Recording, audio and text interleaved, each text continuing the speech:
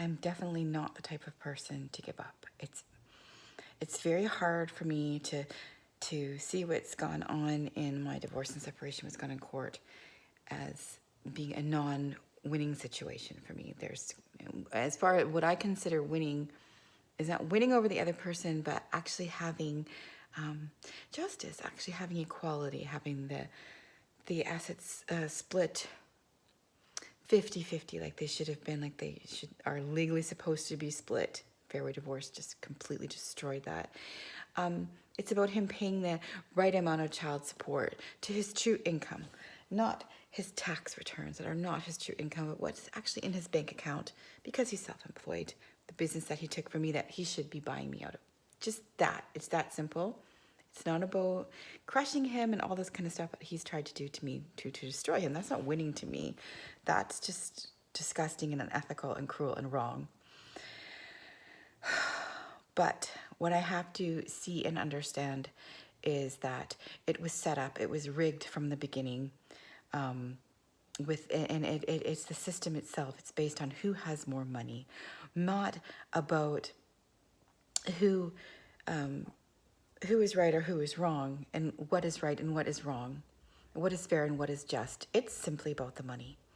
And I mean, I just tried again, and I can't have a lawyer come to trial with me. It's so disgusting. It's just so wrong.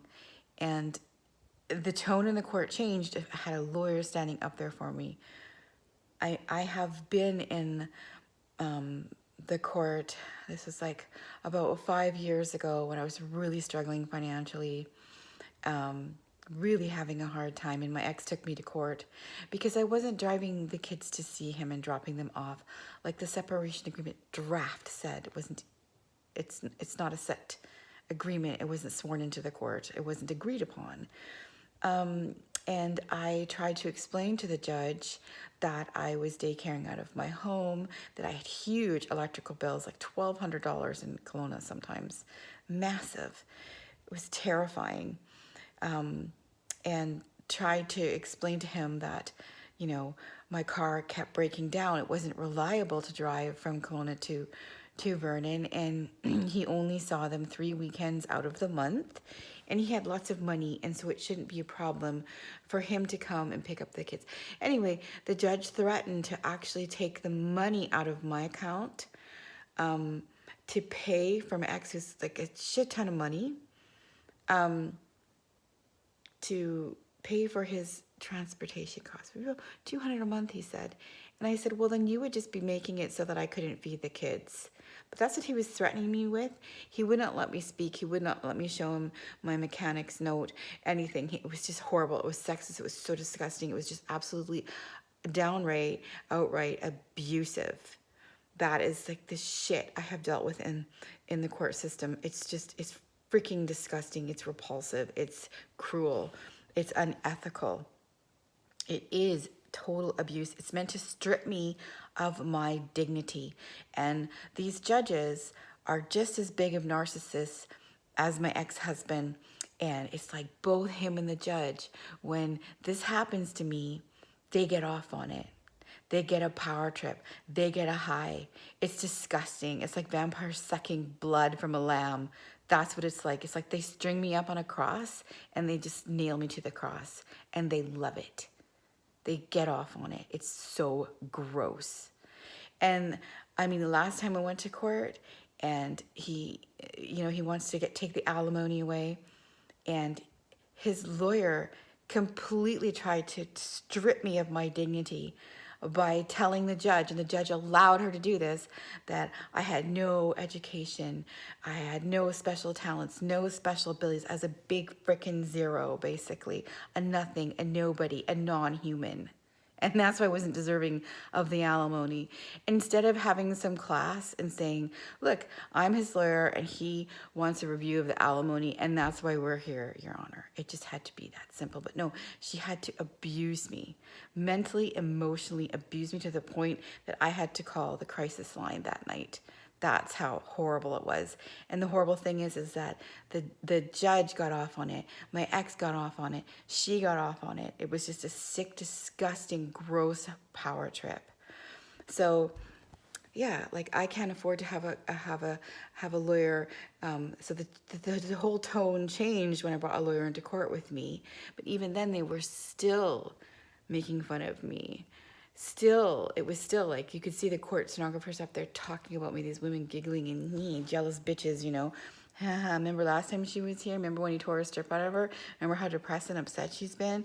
Remember when he just put her in her place? Oh, that's great. You can see that's what they were talking about. Like really professional, disgusting, right? Just disgusting. So now, like, I can't afford to have a lawyer go to trial with me, but he can afford to have a lawyer to go to trial with him to keep his accounts closed.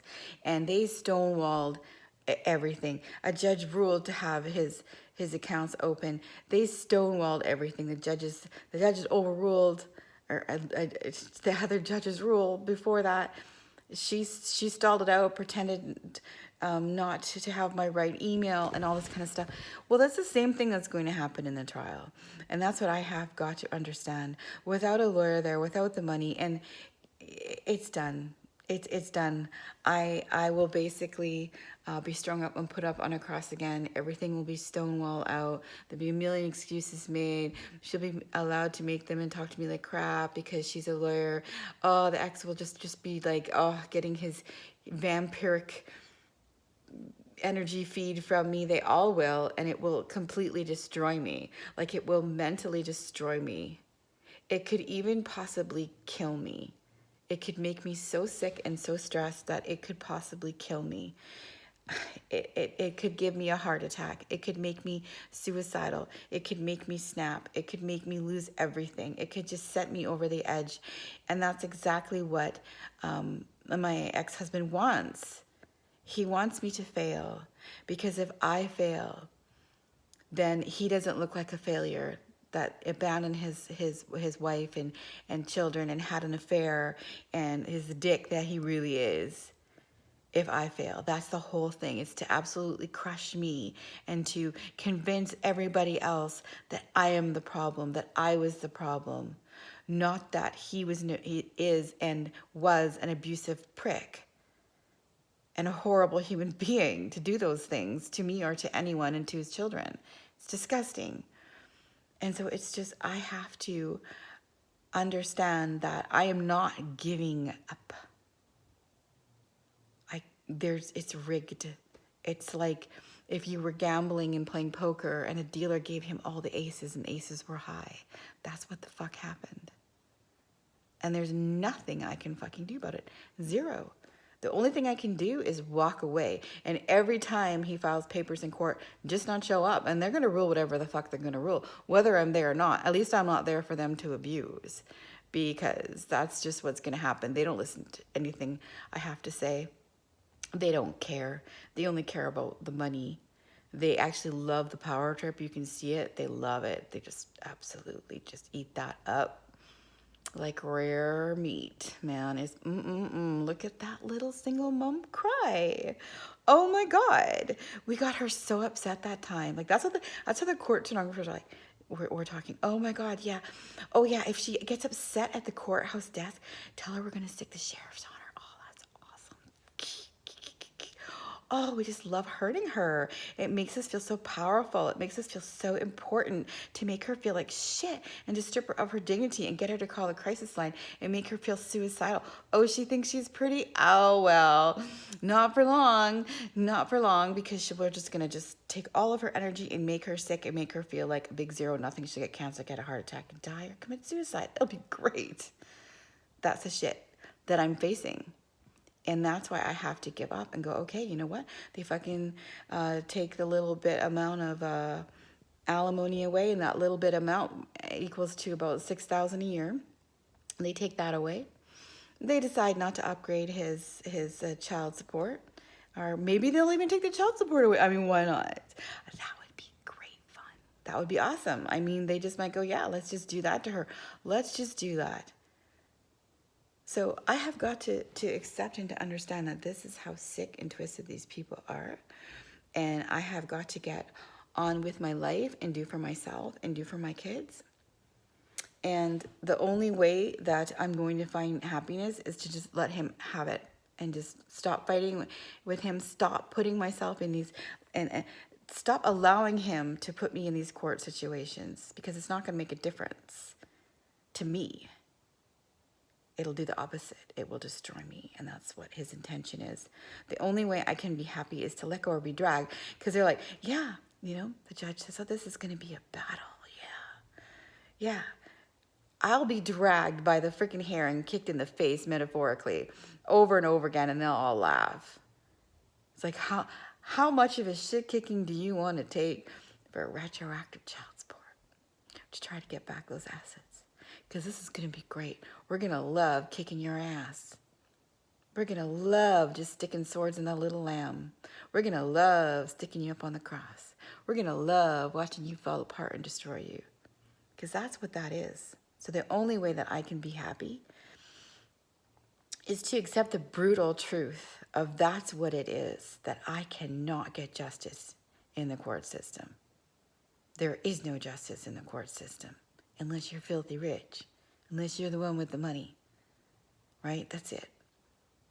The only justice that I can give is going to be that I give myself, and that is to just move on with my life and just keep working my ass off and taking care of everything like I did, even in the marriage. Even in the marriage I did. Even in the marriage. Shit. Started that business with him, bought a house with him, took care of all the children, nursed them, changed them, was up with them all night long, did all the housework, worked at the business. Well, he screwed around on me. So it's like nothing really changed, did it? Except for he's not around. Thank God. And there is the possibility of me meeting a decent guy. And I also have to accept the fact that might take forever. And I'm going to have to do things for myself on my own and never put myself in that shitty situation again. And just accept that it will not change shit.